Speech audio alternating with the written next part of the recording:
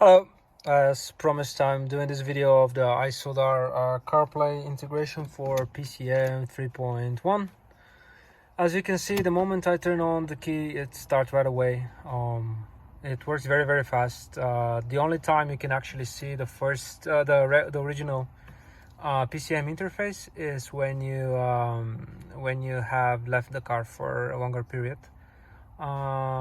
Since it doesn't have a separate box and separate fuse, it goes to sleep whenever the PCM unit goes to sleep, and it doesn't go to sleep completely for quite some time.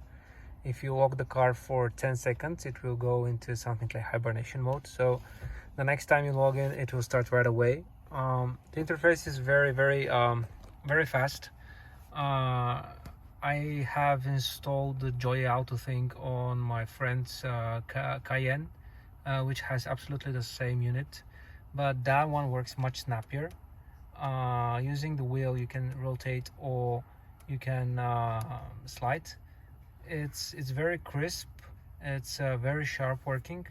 The only limitation is the actual screen itself. It's not an iPhone, and it's not built to do this. I will not start any application that makes sound, but because I'm using the same phone to make the clip, I am using to pair with the car.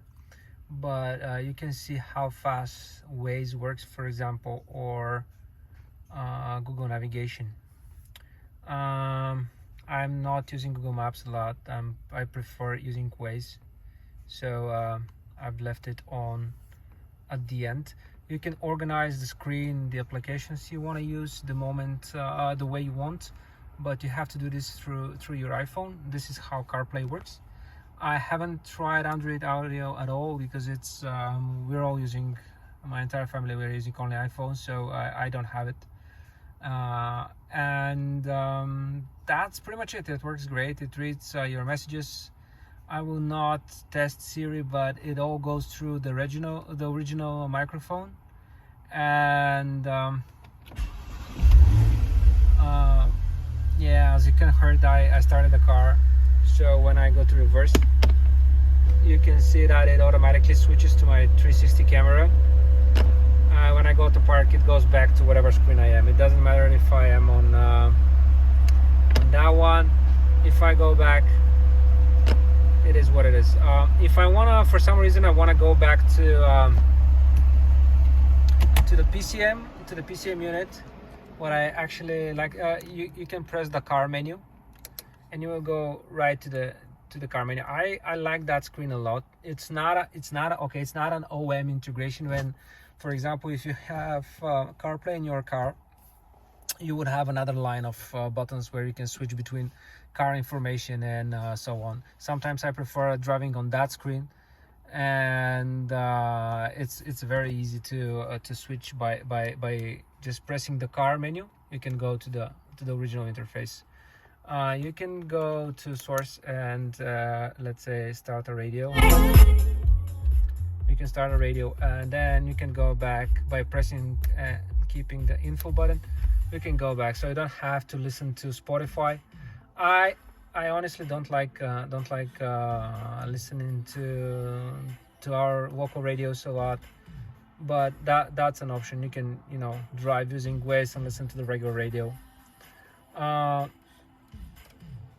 That's pretty much it. When you are switched to this mode, you need to go back in order to manipulate the volume. That's the only thing that's a bug or sort, but that's how the system works. You go to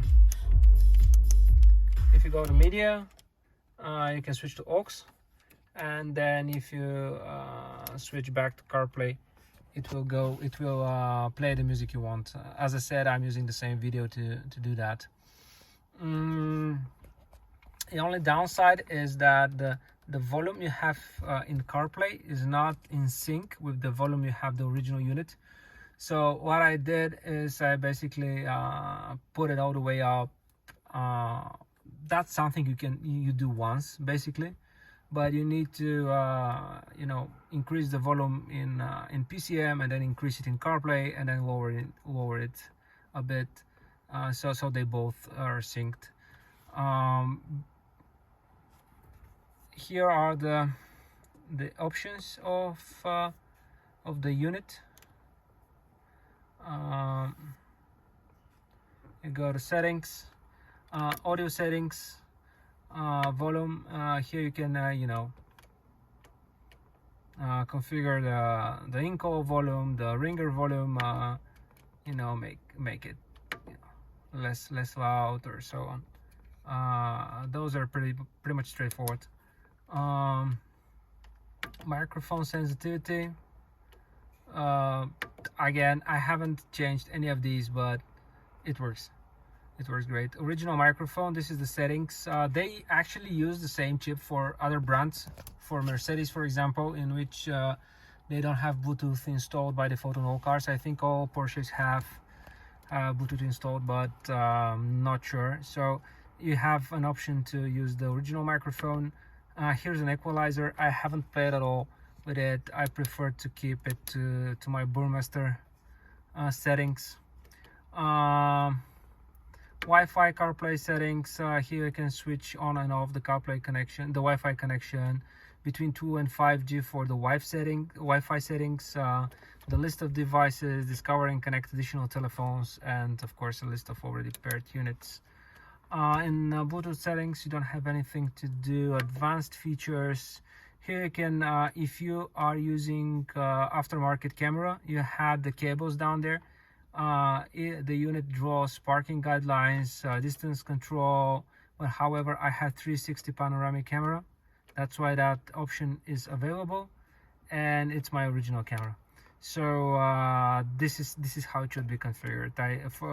Initially I thought here I should put it to on so it goes to the right to original camera, but those two options are actually linked, so it's one of them forced and it switches to the other one.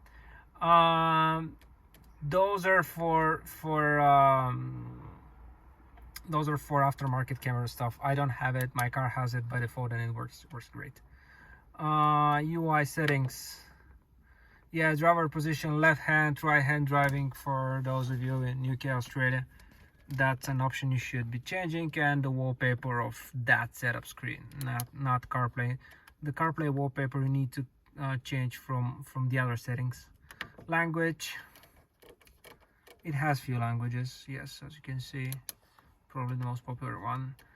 Factory mode is that I have no idea what it is. That I've never used that menu. They haven't asked me to do anything here. Information. Here's the version of the PCM and the software.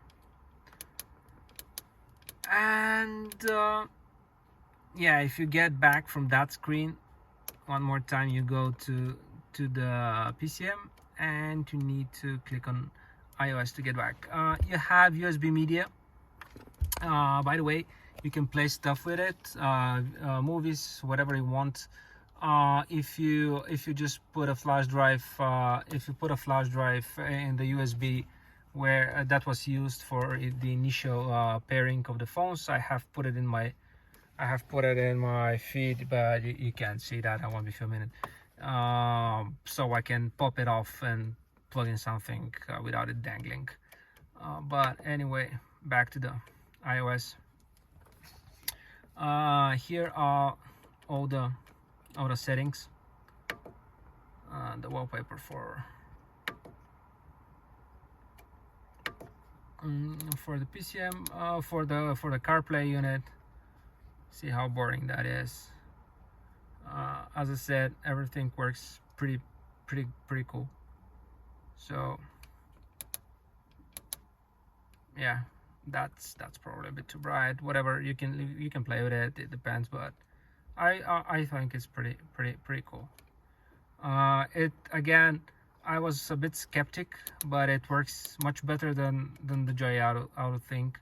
It's much snappier, and the installation was very clean. You don't have any boxes that you have to fit.